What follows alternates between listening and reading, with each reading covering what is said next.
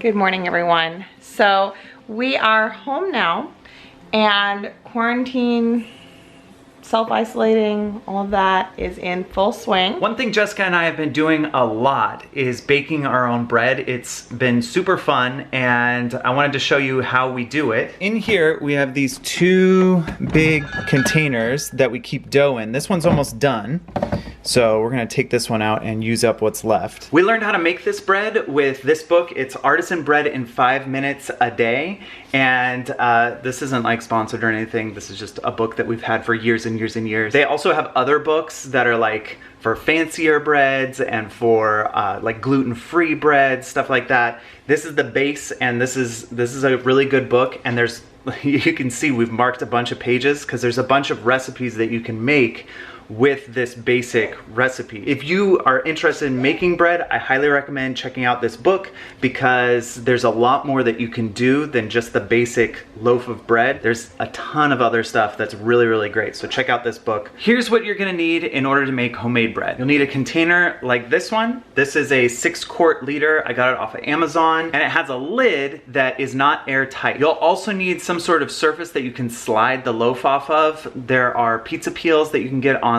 Those work really, really well, but you could also use like a stiff cutting board, something like that. You need a high temperature oven stone. Ours goes up to like 1,000 degrees or something ridiculous like that. The little pizza stones that you get at like a grocery store don't typically work because if they get to too high of a temperature, they crack. So you need a nice thick one. You also need a little container that you can put water into that's oven safe because you're gonna create what's called a steam bath inside the oven. The ingredients that you'll need is flour, salt, yeast, and water. And that's it.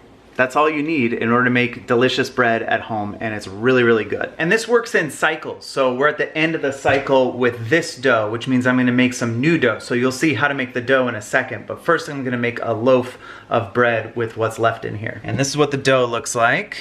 And what you're gonna do is take some flour and sprinkle the top of the dough, and then you sprinkle some on your hands too, because it gets really sticky if you don't.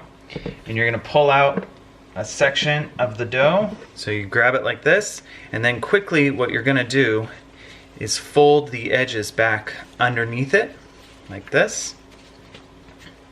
And this doesn't need to be perfect, but it is going to make the dough round, like this.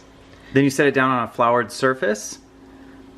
We have this pizza peel, which is what they use to make pizzas, to slide them into the oven. And then you're gonna let that sit there for 30 to 40 minutes just to kind of let it get to room temperature. If it rises a little extra, that's pretty good too.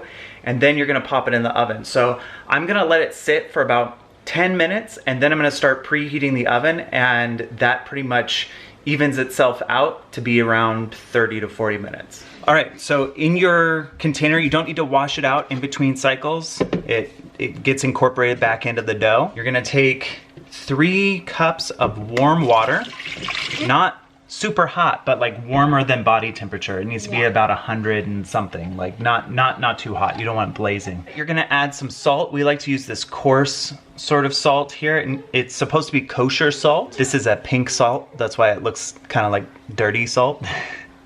It's not dirty, it's just pink. And you're gonna use 1.5 tablespoons. A half tablespoon is kind of an odd measurement. You don't normally find it. So I use 1 tablespoon, 1 teaspoon, and a half teaspoon, because 1.5 teaspoons is half a tablespoon. So a little bit of math there. We have 1, 1.5. This is yeast. It's the same measurement. It's 1.5 tablespoons. So I'm gonna go 1 teaspoon, and 1/2 teaspoon. And I use a wooden spoon to just sort of mix it up a little bit. I just want to get all the yeast kind of wet. It doesn't matter that it's clumpy. So it's gonna look like that. It's kind of a clumpy mess right now, but it's all good. And then lastly, we've got 6.5 cups of flour. What you want to do is take a knife, and you're going to scoop up the flour and then scrape off with the back of the knife like this to make it nice and even. That's going to give you the best measurement. You don't want to pack in the flour. You don't want to like shake it off the top. You want to scrape it across like this. See how nice and flat that is? So that's 1, 2, 3, 4, 5, 6.5. And then you mix it up. I usually start with a spoon and then go with my hands. You just want to try and get all the dry clumps to break apart and for all the flour to be wet. It can be a little lumpy. It doesn't have to be perfect. You don't have to knead it, but you do want to incorporate everything. So it's going to be a pretty wet mess. That's good. You don't want it to be like a shapeable dough, like a pasta dough. This is just like a big mess. Fun. Then you pop the lid on and you let this sit for 2 hours. And you can see right now that the dough is right around just a little under the 2 liter mark here, kind of unevenly. And after 2 hours, it's gonna raise up to about here and just be the most delicious looking, smelly, delicious dough. So part of our typical schedule is the littlest boys, so Luke, Duncan, and Parker, wake up pretty early. Here's proof of Luke. Hey, mister. Hey, cutie. How are you doing, big little guy? Oh, no big deal. Just been awake for the past like 6 hours. So they wake up pretty early, and Bailey should be down here soon because she has an alarm set for 8 a.m. I would say that the younger boys probably wake up at what, like 7. They wake up at 7 because they have the okay to wake clock. He wakes up. So he wakes up a lot earlier and like comes and he nurses for a while with me in the bed. Huh.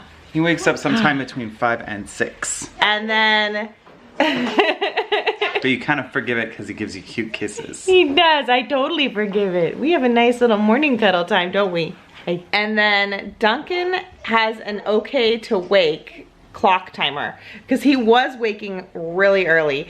And we've had one of those clock things since the oldest kids were like 2. Like we've always had them and they're great and they work really well for like over 2.5-year-old kids. So if you don't know what those types of clocks are, they're these light up clocks that change color. So you can set it to change color at a certain time and the kids know that they shouldn't get out of bed until the clock turns green. It helps them to know what time it is because kids don't have a sense of time, really. Yeah, like tiny kids. And also it doesn't have to make any sort of noise. Yeah. So that you're not like waking them up if they are asleep. If you tell your kid, do not get out of bed until that clock turns green, they do it right away, number 1. And number 2, they'll often go back to sleep and like get the rest that they need. So I highly recommend checking out one of those clocks if you don't have one. I got mine initially off Amazon like years ago and I think they have a ton of new brands and versions of it. All right, my bread has been resting here for like 15 minutes. I'm gonna start preheating the oven. You can see I have this oven stone in here. I just kind of leave it in here unless I'm cooking something else. And then this is what I use for my water bath. I'm gonna take that out for now and preheat the oven with this inside of it. And we're gonna set the oven to 450 degrees Fahrenheit. Sorry, Celsius people, you're gonna have to do some math to figure out what that is, but that's what it is. One of the things I've been doing since we've been on quarantine is a new series on my other channel, Gifted Guitars, where I'm building guitars for a cause. So right now I'm building this New York guitar. There's a video up of me painting the front of this, and I'm gonna show you the back of it, even though that video hasn't gone up yet. It'll go up on Friday. But this is the back of the guitar, and I have a video of me painting the back of the guitar as well. You can see the New York skyline on there. So that's the back of the guitar, and I'm gonna post a video of me painting it so you'll see the whole process on my other channel on Friday, Gifted Guitars. The reason I'm making this guitar is I'm trying to raise money for the people of New York, for the first responders, for those who've been affected both financially and physically. And so on that channel, I'm showing me building guitars to create awareness and then also putting links to different charities that pertain to the thing that I'm working on. So this one's for New York, and I have 3 other guitars that I'm gonna build for other different things having to do with the COVID-19 crisis. I'm having a lot of fun building the guitars, but it's also like one of those things where I know I'm helping by staying home, and everyone should feel like they're helping when they're staying home, but there's this like need inside of me to do more. Like I feel like I should be doing more, and this is an outlet for that. This is me trying to do something. I hope it's making an impact. I hope that people are donating to the different charities that I've found, but it's definitely giving me that feeling of like, okay, well, I'm doing something. At least I'm doing something while I'm here at home that's at least entertaining people, and if not, doing a little bit more than that. So yeah, check out Gifted Guitars and see what I'm up to over there. The oven is preheated. I'm gonna get my water bath ready here, like so. I'm gonna put that in when I put the bread in, but before I put the bread in, I'm gonna dust the top of it with flour and make some slashes in the top. And then you can slash it in different ways. You could do like 3 slashes horizontally like this. You could do like a scallop sort of thing like this.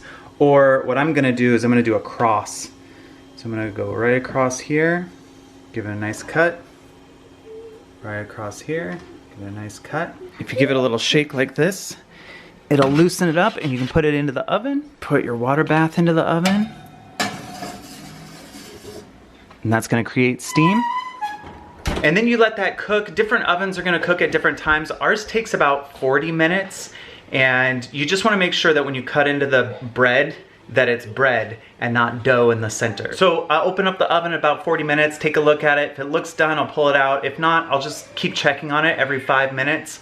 It's hard to burn the bread. It's possible, but it's hard to burn the bread. It's really easy to undercook it. Parker's in a little like kindergarten, first grade hello class this morning. I don't know what else to call it, but they basically say hi and they talk about the date and they do like a typical like kindergarten, first grade morning routine. And he's going to be in that every morning this week through an online homeschooling thing called OutSchool. This is a website we've used actually well before all of this started, and I really like it. But right now they're offering like way more classes, and a ton more kids are joining because so many more kids are needing to figure out ways of schooling right now. So it's been really fun. I've gotten my tonsils out.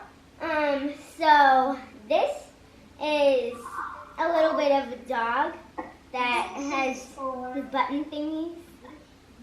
Yeah, I see that. So like, they're the tummy things that you put on so that you can hear its heart. And then it also has the tonsil thing, the IV. My grandma gave it to me, and then I'm like, I'm gonna bring it. And then I put these things on it, and then the doctor demonstrated it on the dog to me, my little stuffed dog that made me feel better when I got my tonsils out. Okay, the alarm just went off, so that means our bread is ready. Wow, that's a gorgeous loaf of bread. Look at that beauty.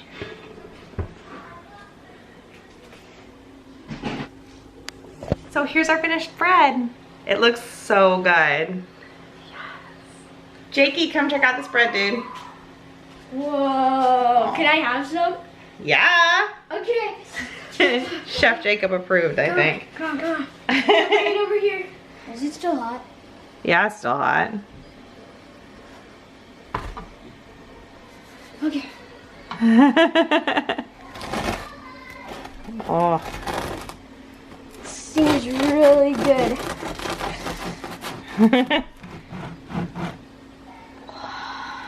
That is beautiful. You look like a mad scientist right now. You gonna butter it up? Yeah. Look at this. Look how much it's risen. All right, now we're gonna put it in the fridge. And we just leave it in the fridge until we're ready to make another loaf. And then we just take out what we need and bake it, and it's awesome.